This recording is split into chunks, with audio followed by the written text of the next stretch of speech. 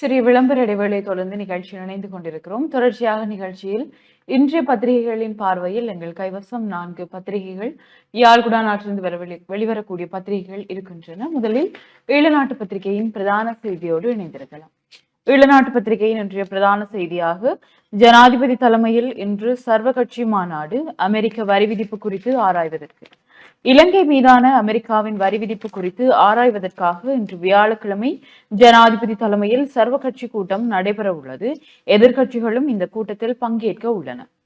America விதித்துள்ள புதிய வரி திருத்தத்தினால் எழுந்துள்ள சிக்கல்களை தீர்க்கக்கூடிய வழிமுறைகள் மற்றும் அரசாங்கம் என்ற அடிப்படையில் எடுக்கக்கூடிய நடவடிக்கைகள் போன்றவை குறித்து கலந்துரையாடப்பட உள்ளதாக தெரிவிக்கப்பட்டுள்ளது என்று இளநாட்டு பத்திரிகையின் பிரதான செய்தி காணப்படுகிறது. தொடர்ச்சியாக வலம்புரி நாளிதழின் பிரதான செய்தியோடு இணைந்திருக்கலாம். வலம்புரி நாளிதழுடைய பிரதான தலைப்பு செய்தியாக காணாமலாக்கப்பட்ட உறவுகளுக்கு நீதி கிடைக்கும், பாராளுமன்றத்தில் பிரதமர் ஹரிணி உறுதி. வலிந்து காணாமலாக்கப்பட்ட சம்பவங்கள் தொடர்பான விசாரணைகள் முன்னெடுக்கப்பட்டு வருவதாகவும் இதனால் பாதிக்கப்பட்டவர்களுக்கு நீதி கிடைக்க வேண்டும் என்பதில் அரசாங்கம் உறுதியாக உள்ளதாக பாராளுமன்றத்தில் பிரதமர் ஹரிணி அமரசூரிய தெரிவித்திருக்கிறார். பிரதமருக்கான கேள்வி நேரத்தில் பாராளுமன்ற உறுப்பினர் இரா சாணக்கியன் காணாமலாக்கப்பட்டோர் தொடர்பான கேள்விகளை முன்வைத்தார். இதற்கு பதிலளிக்கும் போதே பிரதமர் ஹரிணி அமரசூரிய மேற்கொண்டவாறு தெரிவித்திருக்கிறார். அது தொடர்பில் அவர் மேலும் தெரிவிக்கையில், காணாமல் போனோர் பிரச்சனையால் பாதிக்கப்பட்டவர்களுக்கு நீதி வழங்குவதில் அரசாங்கம் உறுதியாக இருக்கிறது. இருப்பினும் இந்த விசாரணைகளை நாங்கள் தனிப்பட்ட அடிப்படையில் நடத்த முடியாது. மேலும் இதுபோன்ற விடயங்கள் சட்ட ரீதியாகவும் நிறுவன ரீதியாகவும் தீர்க்கப்பட வேண்டிய ஒன்று. இழப்பீடுகளுக்கான அலுவலகம் மற்றும் காணாமல் போனோர் அலுவலகம் ஆகியவை பெயரளவில் மட்டுமே நிறுவப்பட்ட போதும் பெரும்பாலும் பயனற்றவையாகவே இருக்கிறது. பொதுமக்கள் அவற்றின் மீது நம்பிக்கை இழந்து விட்டார்கள். கடந்த காலத்தில் இதுதான் நடந்தது, அதுதான் சரி செய்யப்பட வேண்டும் எனவும் எதிர்பார்க்கப்படுகிறது. எனவே சரியான நபர்கள் பதவிகளில் அமர்த்தப்படுவதையும் போதுமான வளங்கள் ஒதுக்கப்படுவதையும் நிறுவனங்கள் தங்கள் பொறுப்புகளை நிறைவேற்றும் திறன் கொண்டவை என்பவற்றையும் உறுதி செய்ய வேண்டும் என்று பிரதமர் ஹரிணி அமரசூரிய தெரிவித்திருக்கிறார் என்ற செய்தி வலம்புரியினுடைய தலைப்பு செய்தியாக இருக்கிறது. ஏனைய முற்பக்க செய்திகளுக்குள் மாகாண சபை தேர்தல் முடிந்ததும் புதிய அரசியல் அமைப்பு உருவாக்கப்படும், பிரதமர் தெரிவிப்பு. மாகாண சபை தேர்தல் முடிந்ததும் புதிய அரசியல் அமைப்பு உருவாக்கப்படும் என பிரதமர் ஹரிணி அமரசூரிய நேற்று பாராளுமன்றத்தில் தெரிவித்திருக்கிறார். குறிப்பாக தேசிய மக்கள் சக்தியினுடைய அமைச்சர்கள் ஒவ்வொருவரும் நாளுக்கு நாள் ஒவ்வொரு கருத்தை இந்த புதிய அரசியலமைப்பு தொடர்பாக முன்வைத்திருக்கிறார்கள். குறிப்பாக இந்த வருடத்திற்கு புதிய அரசியலமைப்பு இல்லை என்கிறார்கள். அதே போல இன்னொரு அமைச்சர் அடுத்த 5 வருடங்களின் இறுதியிலேயே புதிய அரசியலமைப்பு உருவாக்கப்படும் என்கிறார். இந்த நிலையிலே தேர்தல் நெருங்கும் பொழுது மாகாண சபை தேர்தல் முடிந்ததும் புதிய அரசியலமைப்பு என்று பிரதமர் கூறியிருக்கக்கூடிய விடயங்கள் இந்த ஆளும் கட்சி உறுப்பினர்களுக்கு இருக்கக்கூடிய ஒரு ஒத்த கருத்தின்மையை எடுத்து காட்டக்கூடியதாக இருக்கிறது. அதே போல பயங்கரவாத சட்டத்தை ஆராய குழு நியமிக்க முடிவு, அமைச்சரவை பத்திரம் சமர்ப்பிக்கப்படும், ஹரிணி தெரிவிப்பு. கட்டமிடப்பட்ட செய்திகளுக்குள் அமெரிக்காவின் வரியால் பாரிய பொருளாதார நெருக்கடியில் இலங்கை, எதிர்க்கட்சி தலைவர் சஜித். ஓமந்தையில் மின்சாரம் தாக்கியதில் குடும்பஸ்தர் மரணம், 304 கிலோ கஞ்சா கிளிநொச்சியில் மீட்பு. ஜனாதிபதி தலைமையில் கட்சி தலைவர் கூட்டம் இன்று, அமெரிக்க வரியின் தாக்கம் தொடர்பிலும் ஆராய்வு என்ற செய்திகளும் காணப்படுகிறது. விபச்சார நடவடிக்கை என முறைப்பாடு, நாவற்குழியில் 3 பெண்கள் உட்பட 4 கைது. சாகவச்சேரி போலீஸ் பிரிவுக்குட்பட்ட நாவற்குழி பகுதியில் அமைந்துள்ள வீடொன்றில் சந்தேகத்திற்கிடமான முறையில் தங்கியிருந்த 3 பெண்களும் ஆண் ஒருவரும் நேற்று புதன்கிழமை பிற்பகல் யாழ்ப்பாணம் குற்றத்தடுப்பு போலீசாரால் கைது செய்யப்பட்டிருக்கிறார்கள் என்ற செய்தி. வெளிநாடுகளில் பதுக்கி வைக்கப்பட்டுள்ள சொத்துக்கள் மீள பெறப்படும், பொது பாதுகாப்பு அமைச்சர் ஆனந்த விஜயபால தெரிவிப்பு. ஜனாதிபதி அனுர தலைமையில் தேசிய ஊழல் எதிர்ப்பு வேலை திட்டம் ஆரம்பம் என்ற செய்திகள் வலம்புரியினுடைய முற்பக்க செய்திகளாக இருக்கிறது. தொடர்ச்சியாக ஈழநாட்டு பத்திரிகையின் ஏனைய செய்திகளை பார்க்கலாம். ஈழநாட்டு பத்திரிகையின் ஏனைய முற்பக்க செய்திகளாக அமெரிக்க வரியை ஒரே நாளில் நீக்க செய்திருப்பார் ரணில், கூறுகிறார் ராஜித சேனாரத்ன என்ற ஒரு செய்தியும், அமெரிக்க வரி குறித்து அரசுக்கு அறிவு இல்லை, ஹர்ஷ டி சில்வா சுட்டிக்காட்டு என்றவாறு செய்திகள் இங்கே பிரசுரிக்கப்பட்டுள்ளது. அதனைத் தொடர்ந்து செய்திகளுக்குள் தேசிய ஊழல் எதிர்ப்பு திட்டம் அனுர தலைமையில் ஆரம்பம், 2025-29 தேசிய ஊழல் எதிர்ப்பு வேலை திட்டம் ஜனாதிபதி அனுரகுமார திசாநாயக்க தலைமையில் நேற்று ஆரம்பித்து வைக்கப்பட்டது என்றவாறு ஒரு செய்தியோடு, பயங்கரவாத தடை சட்டம் உறுதியளித்தபடி நீக்கப்படும், பிரதமர் ஹரிணி அமரசூரி என்ற செய்திகளும் இங்கே காணக்கூடியதாக இருக்கின்றது. அதனைத் தொடர்ந்த செய்திகளுக்குள் மாகாண சபை தேர்தல் முடிந்ததும் புதிய அரசியல் அமைப்பு உருவாக்கம் என்ற செய்தியும், வடக்கு கிழக்கில் சீனா எதுவுமே செய்ய முடியாது, செல்வம் அடைக்கலநாதன் திட்டவட்டம். சீனாவின் அனுசரணையில் சீனாவின் அடிவருடிகள் இந்தியாவுடன் கைச்சாத்திட்டுள்ள ஒப்பந்தங்களை குழப்ப நினைத்தால் நிச்சயமாக அதனை எதிர்த்து நிற்போம். அதே போன்று வடக்கு மற்றும் கிழக்கில் சீனாவின் எந்த நடவடிக்கையும் மேற்கொள்வதற்கு அனுமதிக்க முடியாது என்பதை கூறிக்கொள்கிறேன் என ஜனநாயக தமிழ் தேசிய கூட்டமைப்பு பாராளுமன்ற உறுப்பினர் செல்வம் அடைக்கலநாதன் தெரிவித்தார் என்ற செய்தியும் இங்கே பிரசுரிக்கப்பட்டுள்ளது. சிறுவர்கள் மத்தியில் தொடர்ந்தும் அதிகரிக்கும் மந்த போசனை உலக உணவு திட்டம் தகவல் என்ற செய்தியோடு நிபந்தனைகளை பின்பற்றாவிடின் GSP பிளஸ் சலுகை கிடையாது, இலங்கைக்கு ஐரோப்பிய ஒன்றியம் எச்சரிக்கை. GSP பிளஸ் வரி சலுகை இலங்கைக்கு வேண்டுமானால் ஐரோப்பிய ஒன்றியம் முன்வைத்திருக்கும் நிபந்தனைகளை இலங்கை பின்பற்றியாக வேண்டும், இணக்கப்பாடுகளை நிறைவேற்றியாக வேண்டும், இல்லாவிடின் GSP பிளஸ் வரி சலுகை இலங்கைக்கு கிடைக்காமல் போய்விடும் என்று இலங்கைக்கான ஐரோப்பிய ஒன்றியத்தின் தூதுவர் ஹார்மென் மொரினா தெரிவித்துள்ளார். மேலும் GSP பிளஸ் வரி சலுகை இலங்கையே ஐரோப்பிய ஒன்றியத்திடம் கேட்கிறது. எனவே இச்சலுகை கேட்டால் அதற்கேற்றவாறு இலங்கை நடந்து கொள்ள வேண்டும். எங்களது நிபந்தனைகளை தளர்த்துமாறு இலங்கை எமக்கு கூற முடியாது. அதே போன்று ஐரோப்பிய ஒன்றியம் இலங்கைக்கு வழங்கி இருக்கின்ற சலுகையை இலங்கை முழுமையாக பயன்படுத்திக் கொள்ளவில்லை. அதனை முழுமையாக பயன்படுத்தினால் ஐரோப்பிய ஒன்றியத்திற்கான ஏற்றுமதியை 2 மடங்காக அதிகரிக்க முடியும் என்றும் ஐரோப்பிய ஒன்றியத்தின் தூதுவர் சுட்டிக்காட்டினார். பாத்ஃபைண்டர் நிறுவனத்தினால் கொழும்பில் ஏற்பாடு செய்யப்பட்ட ஐரோப்பிய ஒன்றிய தூதுவருடனான வட்டமேசை கலந்துரையாடலிலேயே அவர் இந்த விடயத்தை குறிப்பிட்டார். இலங்கைக்கு ஐரோப்பிய ஒன்றியம் வழங்கும் GSP பிளஸ் வரி சலுகை அடுத்த வருடம் இறுதியுடன் நிறைவடைகிறது. மீண்டும் அதனை பெற்றுக்கொள்ள இலங்கை அதற்கு மீள விண்ணப்பிக்க வேண்டும். மேலும் ஐரோப்பிய ஒன்றியம் 2027ஆம் ஆண்டிலிருந்து புதிய நிபந்தனைகளை விதிக்க இருக்கின்றது. சில தினங்களில் ஐரோப்பிய ஒன்றியத்தின் கண்காணிப்பு குழு இலங்கைக்கு விஜயம் செய்து 27 நிபந்தனைகள் எவ்வாறு நிறைவேற்றப்படுகின்றன என்பதை தொடர்பாக ஆராய்ந்து பார்க்க இருக்கிறது. அந்த கண்காணிப்பின் பின்னரே இலங்கைக்கு GSP பிளஸ் வரி சலுகை மீண்டும் வழங்குவதா இல்லையா என்பது தீர்மானிக்கப்படும் என்று அவர்கள் தெரிவித்தார்கள் என்றவாறு இந்த செய்தி தொடர்ந்து செல்கிறது. குறிப்பாக இந்த பயங்கரவாத தடை சட்டம் நீக்கப்பட்டால் மாத்திரமே GSP பிளஸ் வரி சலுகை இலங்கைக்கு ஐரோப்பிய ஒன்றியத்திடமிருந்து கிடைக்கப்படும் என்பதே மிக பிரதானமான ஒரு நிபந்தனையாக இருக்கின்றது. இவைதான் வெளிநாட்டு பத்திரிகையின் முற்பக்க செய்திகள். தொடர்ச்சியாக உட்பக்க செய்திகளை பார்க்கலாம். ட்ரம்பின் வரிகள் குறித்து கலந்துரையாட வேண்டும், எதிர்க்கட்சி தலைவர் சுட்டிக்காட்டு என்ற செய்தியும், பெண் பாலியல் வன்புணர்வு உள்ளூராட்சி வேட்பாளர் கைது. பெண்ணொருவரை பாலியல் வன்புணர்வுக்கு உட்படுத்திய குற்றச்சாட்டில் உள்ளூராட்சி சபை தேர்தல் வேட்பாளர் ஒருவர் அம்பாந்தோட்டை போலீசார் கைது செய்துள்ளனர். கைதான சந்தேக நபர் அம்பாந்தோட்டை ஸ்ரீபோபுர பிரதேசத்தைச் சேர்ந்தவர் என போலீசார் தெரிவித்தனர். பாதிக்கப்பட்ட பெண் வழங்கிய முறைப்பாட்டின் அடிப்படையிலேயே போலீசார் சந்தேக நபரை கைது செய்து விசாரணைகளை முன்னெடுத்து வருகின்றனர் என்றவாறு இந்த செய்தி காணப்படுகிறது. சட்டவிரோதமான மணல் ஏற்றி வந்த டிப்பர் திடீரென குடை சாய்ந்து விபத்து. நல்லூரில் நேற்று காலை சம்பவம் என்று அந்த புகைப்படம் தாங்கியவாறு இந்த செய்தி காணப்படுகிறது. அதனைத் தொடர்ந்து அஞ்சல் வாக்களிப்பு அத்தாட்சிப்படுத்தும் அலுவலர்களுக்கு யாழில் செயலமர்வு என்ற செய்தியும் இங்கே பிரசுரிக்கப்பட்டுள்ளது. பயங்கரவாத தடை சட்டத்தின் கீழ் கைதானவர்களை விடுதலை செய்க சபையில் ரிஷாட் பதியுதீன் MP கோரிக்கை என்ற ஒரு செய்தி. பயங்கரவாத தடை சட்டத்தின் கீழ் அநியாயமாக கைது செய்யப்பட்டு பல ஆண்டுகளாக சிறையில் தடுத்து வைக்கப்பட்டுள்ளவர்களை விடுதலை செய்ய துரித நடவடிக்கை எடுக்க வேண்டும் என்று அகில இலங்கை மக்கள் காங்கிரஸ் தலைவரும் பாராளுமன்ற உறுப்பினருமான ரிஷாட் பதியுதீன் வலியுறுத்தியுள்ளார் என்ற செய்தியோடு பருத்தித்துறை பிரதேச சபையிடம் கட்கோவளம் பாலம் ஒப்படைப்பு என்ற ஒரு புகைப்படம் தாங்கிய செய்தியும் இங்கே பிரசுரிக்கப்பட்டுள்ளது. யாழில் மேலும் வீதி சமீட்சைகள் தேவை. யாழ் மாவட்டத்தில் தற்போது 6 வீதி சமீட்சைகளே உள்ளன என்று சுட்டிக்காட்டிய பதில் அரசாங்க அதிபர் மருதலிங்கம் பிரதீபன் மேலும் வீதி சமீட்சைகள் தேவை என்று கூறினார்.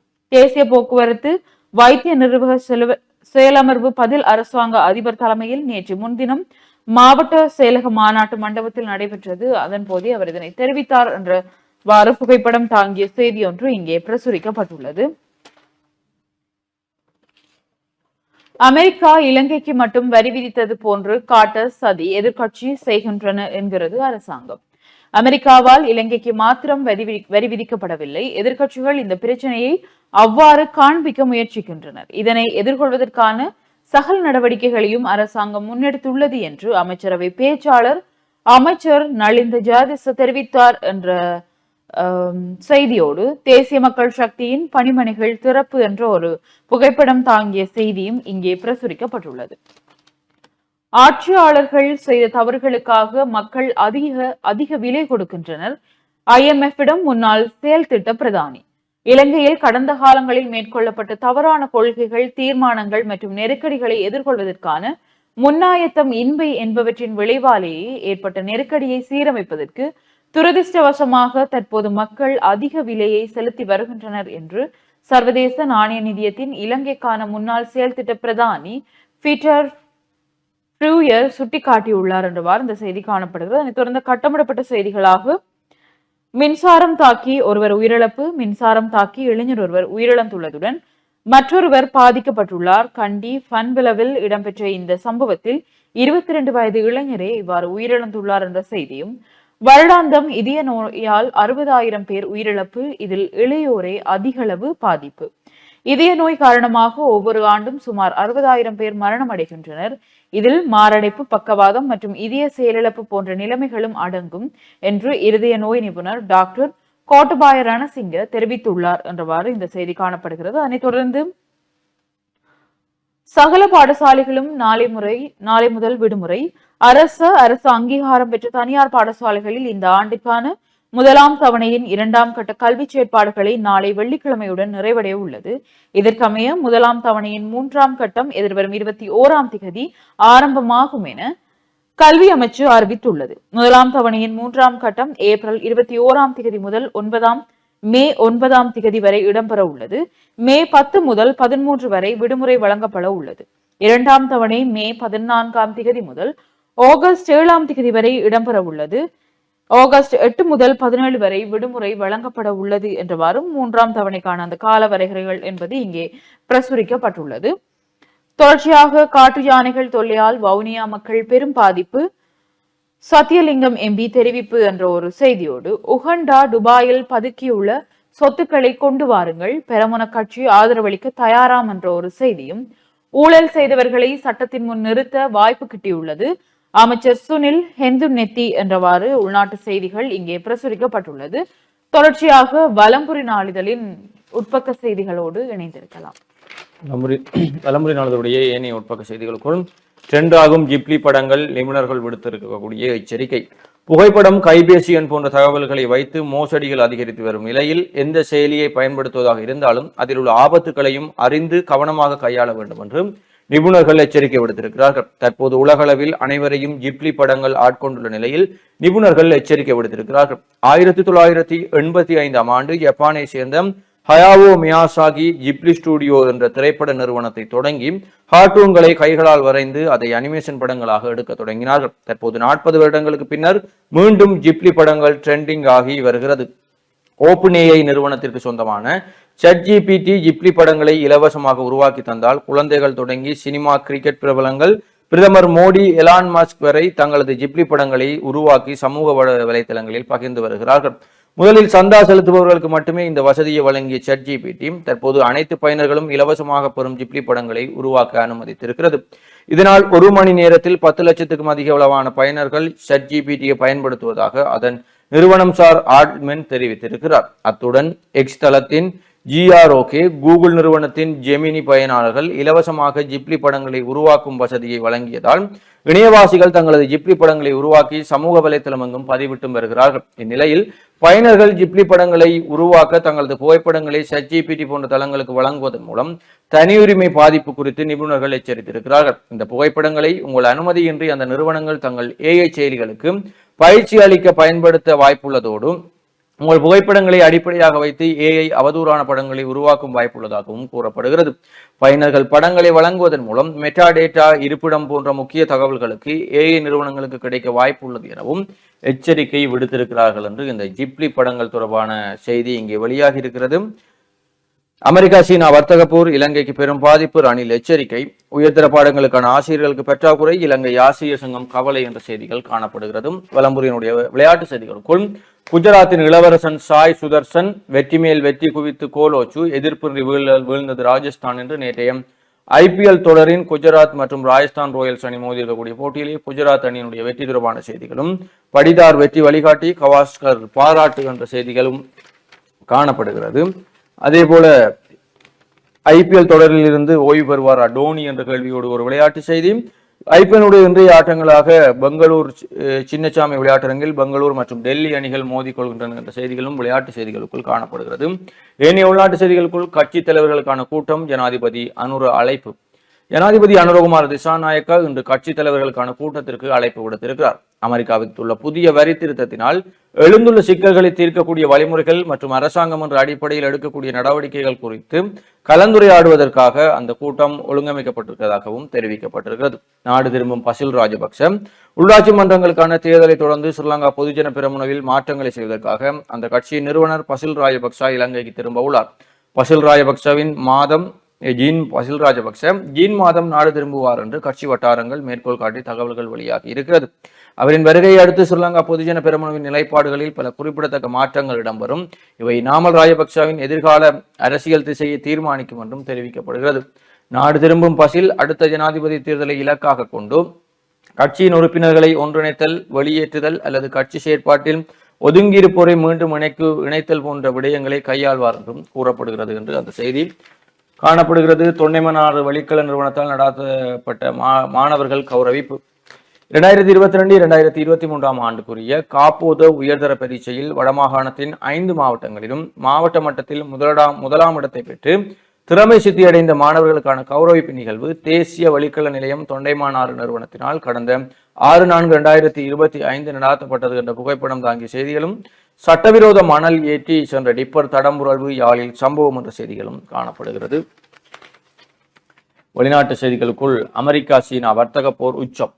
இதுவரும் மிரட்டல், அமெரிக்க வரி விதிப்பை சீனா இறுதி வரை எதிர்த்து போராடும் என ஜனாதிபதி டொனால்டு டிரம்பின் எச்சரிக்கைக்கு சீனா பதிலளித்திருக்கிறார்கள் என்ற வெளிநாட்டு செய்தியும், கூரை சரிந்து விழுந்து 66 பேர் உயிரிழப்பு, 160 பேர் காயம், டொமினிகனில் சோகம் என்ற செய்தியும், கொங்கோங்கில் கனமழை, 32 பேர் இதுவரை உயிரிழப்பு என்ற செய்திகளும் வெளிநாட்டு செய்திகளுக்குள் காணப்படுகிறது. ஏனைய உள்நாட்டு செய்திகளுக்குள் தேசிய ஊழல் எதிர்ப்பு செயற்திட்டம் கிளிநொச்சியில் ஆரம்பம். கிளிநொச்சி மாவட்ட செயலகத்தில் இளஞ்சம் மற்றும் ஊழல் சார்த்துக்களை புலனாய்வு செய்வதற்கான ஆணைக்குழுவின் உள்ளக பிரிவுக்கான அலுவலகம் நேற்று கிளிநொச்சி மாவட்ட மேலதிக அரசு அதிபர் நலாயினி இன்பராஜினால் திறந்து வைக்கப்பட்டது என்ற புகைப்படம் தாங்கிய செய்தியும் காணப்படுகிறது. முல்லைத்தீவில் சட்டவிரோத மீன்பிடி வள்ளங்கள் எரியூட்டல். 16.5 லிட்டர் கசிப்புடன் 6 போலீசாரால் கைது. விஸ்வமடுவில் சம்பவம் என்ற செய்திகளும் காணப்படுகிறது. ஜீலி சங் சஜித் சந்திப்பு என்ற புகைப்படம் தாங்கிய செய்தி ஒன்று. மோடியை சந்தித்தார் நாமல் ராஜபக்ச. மனித பாவனைக்கு உதவாத இறைச்சி எரியூட்டி அழிப்பு உடையார்கட்டில் சம்பவம் என்ற செய்திகளும் காணப்படுகிறது. வலம்புரியினுடைய இன்றைய ஆசிரியர் தலையங்கமாக பிணக்கை தீர்த்த ஆலயங்கள் இப்போது நீதிமன்ற தீர்ப்பிற்காக கோவிலில்லா ஊரில் குடியிருக்க வேண்டாம் என்கிறது நம் தமிழ் மொழி. ஆக கோயில்கள் இல்லாத இடங்கள் அடவி காடுகள் என்றே கருதப்பட்டன. பொதுவில் மனித வாழ்வு என்பது இறை வழிபாட்டிலிருந்தே தொடங்குகின்றது. ஆதி காலத்தில் இயற்கையை வழிபட்ட மனிதன் காலப்போக்கில் அண்டம் கடந்த பொருளை தன் சிந்தையால் உணர்ந்து கொள்ள தொடங்குகிறான். இங்குதான் ஆலயம் எனும் வழிபாட்டு தலங்கள் உட்பவமாகின்றன. அதிலும் குறிப்பாக வழிபாட்டு தலங்கள் அடிப்படை அறிவியலை, ஆன்மீகத்தை, அன்புடைமையையும் எடுத்து எம்பின. கூடவே ஆலய வழிபாடுகள், அங்கு நடைபெறும் உற்சவங்கள் மக்களின் வாழ்க்கையையும் மனித சமூகம் ஒன்று சேர்ந்து வாழ்வதன் அவசியத்தையும் வலியுறுத்துவதாக அமைகிறது. இதையும் கடந்து இறை நம்பிக்கையானது தோல்விகளை கடந்து செல்வதற்கும் துன்பங்களை ஏற்று அதனை சகித்து வாழ்வதற்கும் மிகவும் அவசியமாகிறது. ஊர்கூடி தேரலுக்கும் உற்சவம் ஆன்மீக ரீதியில் மக்களை ஒன்றுபடுத்தும் விடயமானது. இவை ஒருபுறம் இருக்க, மனித வாழ்வியலில் ஏற்படக்கூடிய முரண்பாடுகளை தீர்த்து வைக்கின்ற நீதிமன்றங்களாகவும் ஆலயங்களே விளங்கின.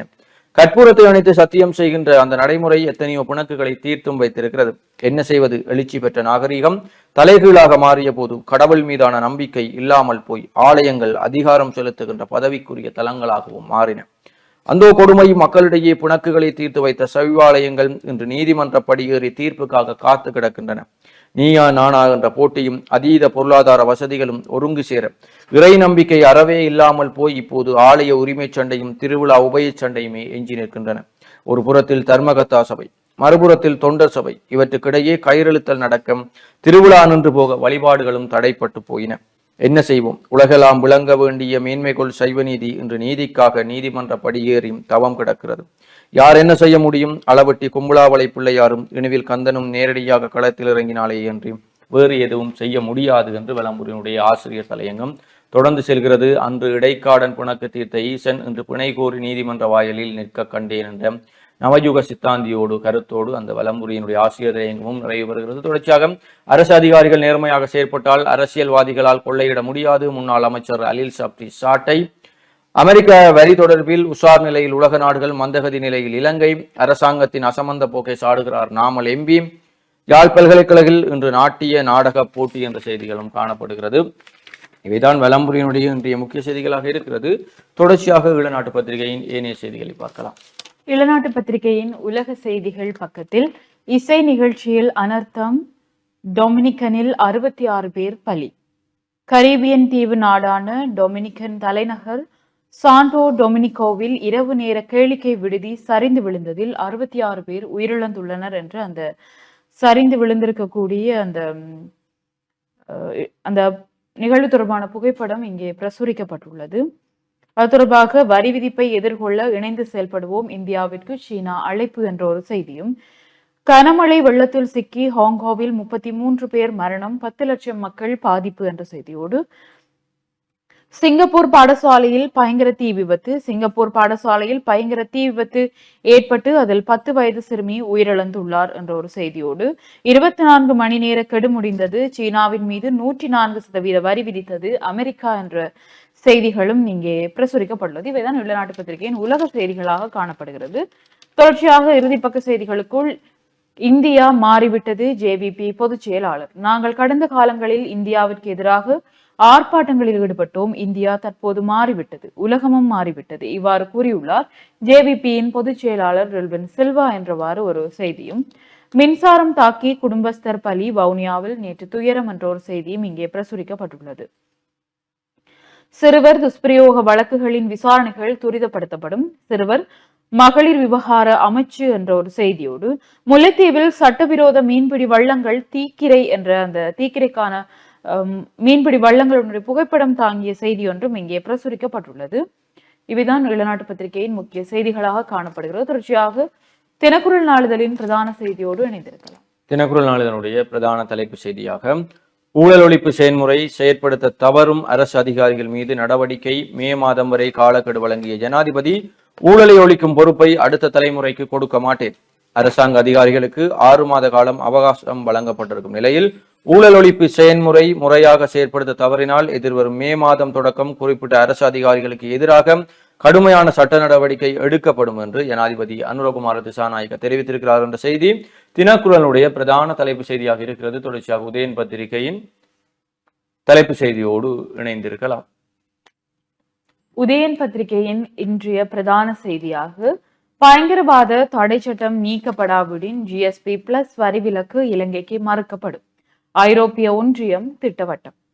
ஐரோப்பிய ஒன்றியத்தால் வழங்கப்படும் இஎஸ்பி பிளஸ் வரி சலுகைகள் இலங்கைக்கு தொடர்ந்தும் வழங்கப்பட வேண்டும் என்றால் பயங்கரவாத தடை சட்டம் நீக்கப்பட்டு ஐரோப்பிய ஒன்றியத்தின் நிபந்தனைகள் நிறைவேற்றப்பட வேண்டும் என்று ஐரோப்பிய ஒன்றியத்தின் தூதுவர் ஹார்மின் மொரினோ தெரிவித்துள்ளார் என்றவாறு இன்றைய உதயன் பத்திரிகையின் பிரதான செய்தி காணப்படுகிறது. ஏனைய முற்பக்க செய்திகளாக அமெரிக்க வரிகளால் பொருளாதார பேரழிவு, ரணில் சுட்டிக்காட்டு என்ற ஒரு கட்டமிடப்பட்ட செய்தியும், காணாமல் ஆக்கப்பட்டோருக்கும் நிச்சயம் நீதி வழங்குவோம் பிரதமர் ஹரணி அமரசூரிய என்ற ஒரு செய்தி இங்கே பிரசுரிக்கப்பட்டுள்ளது. உதயன் பத்திரிகையின் முச்சந்தி முரளி அவர்களுடைய கருத்தாக, அந்த பக்கம் ட்ரம்பின் வரி, இந்த பக்கம் ஐரோப்பிய ஒன்றிய வெரிட்டல் என்று இலங்கை முழுசுது பார்த்தியலோ என்ற மாதிரி அவருடைய கருத்து காணப்படுகிறது. அதனைத் தொடர்ந்து செய்திகளுக்குள் யாழ்ப்பாண மாவட்டத்தில் மேலும் 6 சபைகளுக்கு இன்று வாக்காளர் அட்டை என்ற ஒரு செய்தியும், நாவற்குழியில் பாலியல் விடுதி, 3 பெண்கள் கைது என்று நாங்கள் விரிவாக பார்த்த ஒரு செய்தி, தமிழர்களின் பகுதியில் சீனாவிற்கு இடமில்லை, செல்வம் எம்பி தெரிவிப்பு என்ற செய்திகளோடு, அளவுக்கு அதிக மாத்திரைகள் பெண் இறப்பு என்ற ஒரு செய்தி, யாழ்ப்பாணம் கோப்பாய் பகுதியில் தூக்கத்துக்காக அளவுக்கு அதிகமான மாத்திரைகளை உட்கொண்ட பெண் ஒருவர் உயிரிழந்துள்ளார் என்றவாறு உதயன் பத்திரிகையின் முற்பக்க செய்திகள் காணப்படுகிறது. தொடர்ச்சியாக தினக்குரல் நாளிதழின் ஏனைய முற்பக்க செய்திகளோடு இணைந்திருக்கலாம். தினக்குரல் நாளிதழுடைய ஏனைய முற்பக்க செய்திகளுக்குள் காணாமல் போனவர்களின் உறவுகளுக்கு நீதியை வழங்கும் விடயத்தில் அரசு அர்ப்பணிப்புடன் உள்ளது கூறுகிறார் பிரதமர் என்ற செய்தியும், அனைத்து கட்சி கூட்டத்தை நடாத்த ஜனாதிபதி தீர்மானம், கட்டமிடப்பட்ட செய்தியாக உள்ளூராட்சி தேர்தலில் போட்டியிடும் 13 வேட்பாளர்கள் அதிரடியாக கைது, கடந்த மார்ச் 3ஆம் தேதி முதல் தேர்தல் சட்டங்களை மீறியதற்காக எதிர்வரும் உள்ளூராட்சி தேர்தலில் போட்டியிடும் மொத்தம் 13 வேட்பாளர்கள் இதுவரை கைது செய்யப்பட்டிருக்கிறார்கள் என்று அந்த செய்தியும், ஊழல் நடவடிக்கைகள் பலவற்றில் அரசு அதிகாரிகளுக்கும் தொடர்பு, ஓய்வு பெறும்போது அம்பலப்படுத்திய கணக்காய்வாளர் நாயகம், மாகாண சபை தேர்தலுக்கு பின் புதிய அரசியலமைப்பு கூறுகிறார் பிரதமர், அஸ்வசும பயனாளிகள் தெரிவில் பாரிய பிழைகள் ஹர்ஷடி சில்வா சுட்டிக்காட்டு, கூலர் வாகனத்தில் கஞ்சா கடத்தல், மீன் கொண்டு செல்லும் கூலர் வாகனத்தில் கஞ்சா கடத்திய மன்னார் பகுதியைச் சேர்ந்த இருவர் நேற்று கைது செய்யப்பட்டிருக்கிறார்கள் என்ற செய்தியும் காணப்படுகிறது. பயங்கரவாத தடை சட்டத்தை நீக்க அரசாங்கம் தாமதித்தால் ஜிஎஸ்பி பிளஸ் வரிச்சலுகையை இழக்க நேரிடும். ஐரோப்பிய ஒன்றியம் முன்வைத்துள்ள நிபந்தனைகளை இலங்கை பின்பற்ற தவறினால் ஜிஎஸ்பி பிளஸ் வரிச்சலுகையை இலங்கை இழக்க நேரிடும் என ஐரோப்பிய ஒன்றிய தூதுவர் எச்சரித்திருக்கிறார் என்ற செய்தியும் காணப்படுகிறது. பலாலி வீதி இன்று அதிகாலை திறப்பு என்ற கேள்வியோடு ஒரு செய்தியும், இந்தியா இன்று மாறிவிட்டது, பழையது பேசி பயனில்லை, வவுனதீவில் போலீசார் கொல்லப்பட்ட சம்பவம், விசாரணையை திசை திருப்பிய போலீஸ் கான்ஸ்டபிள் கைது என்ற செய்திகளும் தினக்குரலுடைய முற்பக்க செய்திகளுக்குள் இருக்கிறது. ஏனைய உட்பக்க செய்திகளுக்குள், பசுமாட்டை பிடித்த பிரதேச சபை உரிமையாளர் வாயிலில் போராட்டம்.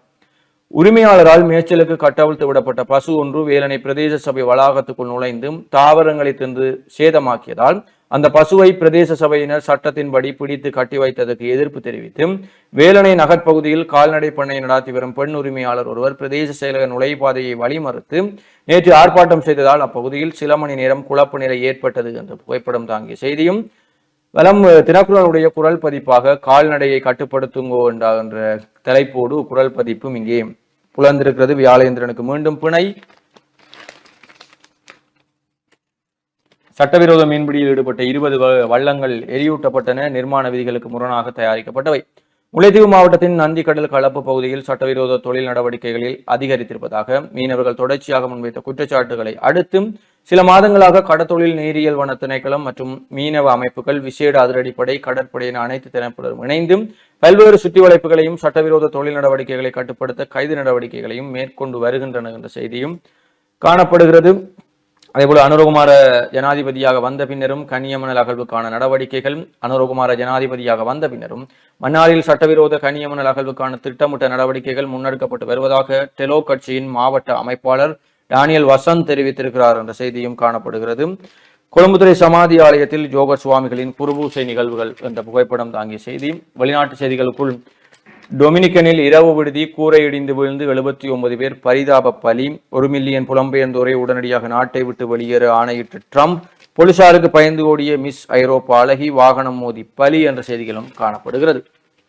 ஏனைய உள்நாட்டு செய்திகளுக்குள், அனுர அரசு கூறுவதெல்லாம் போய் செய்வதெல்லாம் ஏமாற்று வேலை, பெரும் விரக்தியில் மக்கள் என்கிறார் சஜித் என்ற செய்திகளும் காணப்படுகிறது. தினக்குரலுடைய இறுதி பக்க விளையாட்டு செய்திகளாக சர்துல் தாகூரின் மோசமான சாதனை IPL என்ற செய்தியும், பொன்னணிகளின் போர், சென்ட் பேட்ரிக்ஸ் வெற்றி, சென்ட் பேட்ரிக்ஸ் கல்லூரிக்கும் வட்டுக்கோட்டை யாழ்ப்பாண கல்லூரிக்கும் இடையிலே இடம்பெற்ற 5வது பொன்னணிகளுக்கான T20 கிரிக்கெட் போட்டியில் ஒரு பந்து மீதம் இருக்க சென்ட் பேட்ரிக்ஸ் கல்லூரி 4 விக்கெட்டுகளால் வெற்றி பெற்று அரிச்சந்தை GA பிரான்சிஸ் ஜோசப் அடிகளார் சவால் கிண்ணத்தை 4வது முறையாக சுவீகரித்தது என்ற செய்தி. பஞ்சாபின் அதிரடியில் மடங்கியது சென்னை என்று IPL சென்னை மற்றும் பஞ்சாப் அணிகள் மோதி இருக்கக்கூடிய போட்டியிலே சென்னை அணி தோல்வியை சந்தித்திருக்கிறது என்ற செய்தியும் காணப்படுகிறது. இவைதான் இன்றைய பத்திரிகைகள் தாங்கி இருக்கக்கூடிய முக்கியமான செய்திகளாக இருக்கிறது. தொடர்ந்து முனைந்திருங்க நேயர்களே. சிறிய ஒரு விளம்பர இடைவேளைக்கு பிறகு மீண்டும் சந்திக்கலாம்.